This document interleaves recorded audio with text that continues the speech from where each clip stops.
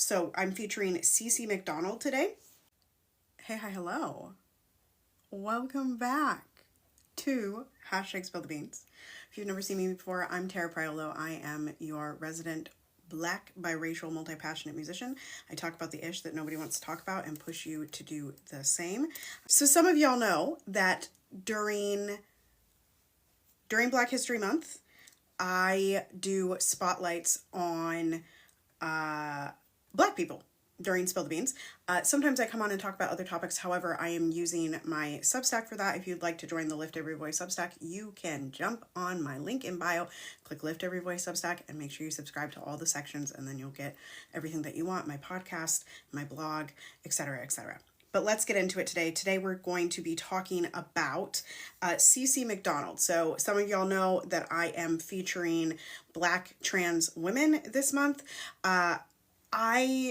There are a list of them that I can have, however, I am interested in learning more. So this is a name that I have heard, but don't really know a lot about. Let's get into it today. Today we're going to be talking about Cece McDonald. And I'm just going to read from Bernard Center for Research on Women, a little blurb, okay? A little blurb. Cece McDonald is an artist and activist committed to dismantling the prison industrial complex and winning the liberation of all oppressed people. As a Black trans woman and a survivor, hello, I don't know what that means. As a Black trans woman and a survivor of white supremacist and transphobic violence and the PIC, these issues are core to Cece's personal and political life. The experience of criminalization and incarceration led Cece through a brutal and violent system. During her time in prison, Cece's evocative and thoughtful writing inspired an international community of activists to support the Free Cece movie, #FreeCece, and to advance the broader movements for trans liberation and prison abolition. Since her release in January of 2014, she has dedicated her life to these movements through public education and organizing.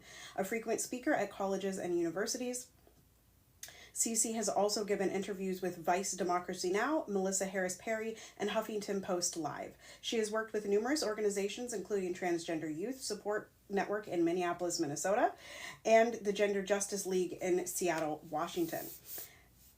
And then it lists out what Cece would be doing in the activist in residence, which I actually think is really cool that there's an activist in residence at this organization. I will link this in my podcast over on Lift Every Voice Substack. Okay. I think that is all of it. I think that's all. I'm thinking I'm going to edit this down. I'm going to throw it up onto my Substack as well as all of the other platforms for you all. I will be back on Friday. I don't know if I'll do it live or in the stories. It depends on how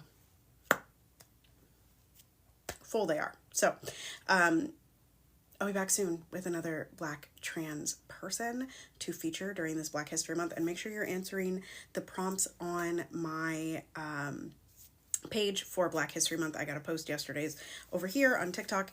But yes, make sure you're answering those prompts and shouting yourself out in the comments for knowing Black people, because that is a whole part of the battle, is a lot of y'all don't know any Black people. You never heard, and you're not recognizing Black excellence. So that's what we're doing on my page. All right, continue to be anti-racist, be safe, wear a mask, make good trouble, do good work. I love y'all hardcore. And I will see you next time. Toodles.